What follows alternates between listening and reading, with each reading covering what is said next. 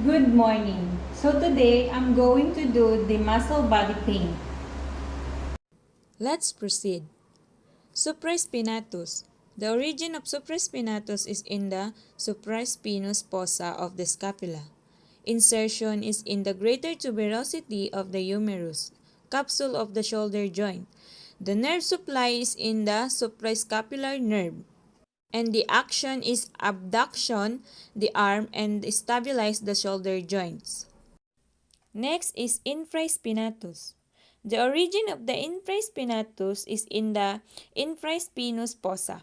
The insertion is in the greater tuberosity of the humerus, capsule of the shoulder joint, and the nerve supply is in the scapular nerve. Next is teres minor. The origin of teres minor is in the upper two-thirds of the lateral border of the scapula, and the insertion of teres minor is in the greater tuberosity of the humerus, capsule of the shoulder joint. The nerve supply is in the axillary nerve. The action of the infraspinatus and teres minor, they are same. So the action of the infraspinatus and teres minor is lateral rotate the arm and stabilize the shoulder joint. Next is subscapularis. The origin of subscapularis is in the subscapular fossa. The insertion is in the lesser tuberosity of the humerus, and the nerve supply is in the upper and lower subscapular nerves. And the action of the subscapularis is medially rotates the arm and stabilize the shoulder joint. Next is teres major. The origin of teres major is in the lower third of the lateral border of the scapula. The insertion is in the medial leaf of the bicipital groove of the humerus. The nerve supply is in the lower subscapular nerve. And the action is medially rotates and adduct the arm and stabilize the shoulder joint.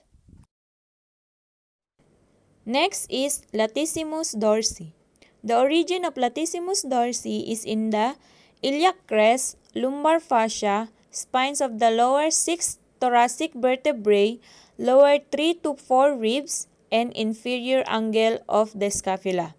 The insertion is in the floor of the bicipital groove of the humerus, and the nerve supply is in the thoracodorsal nerve. And the action is extend, adduct, and medially rotates the arm. Next is serratus anterior.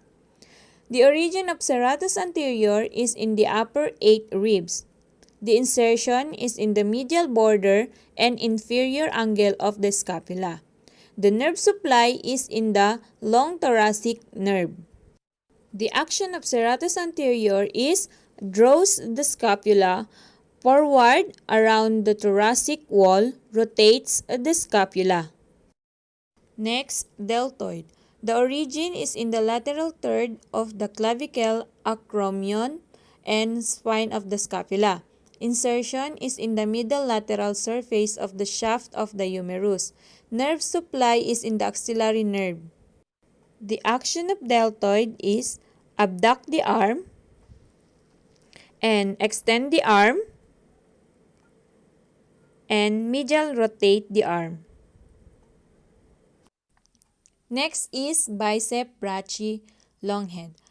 The origin is in the supraglenoid tubercle of the scapula. Insertion is in the tuberosity of the radius and bicipital aponeurosis into the deep fascia of the forearm. The nerve supply is in the musculocutaneous nerve. Next is bicep brachii short head. Origin is in the coracoid process of the scapula.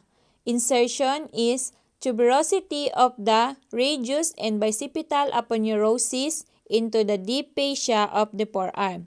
Nerve supply is in the musculocutaneous nerve. And their action is supinate the forearm and flexes the elbow, weakly flexes the shoulder joint. Next is tricep longhead. The origin is infraglenoid tubercle of the scapula. Insertion is olecranon process of the ulna. Nerve supply is radial nerve. Next is tricep lateral head. Origin in upper half of posterior surface of the shaft of the humerus. Insertion in olecranon process of the ulna. Nerve supply in radial nerve. The last, tricep medial head. Origin lower half of the posterior surface of the shaft of the humerus.